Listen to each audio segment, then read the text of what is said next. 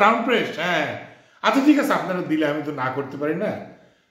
শুধু পোস্টার দিলে হবে না, পোস্টার, হ্যান্ডবিল, বড় বড় ব্যানার যেগুলো লাগে সবই আপনারা তৈরি করে দেবেন। হ্যাঁ আচ্ছা ঠিক আছে, আমরা তো বুঝেনি তো আপনারা যে করতে চাইলেন এটা আপনার উদারতা। গত 16 বছরে দিচ্ছেন, এখন নতুন করে দিবেন, টাকা পয়সা তো আমার লাগবে না, আমরা তো খালি নেবো।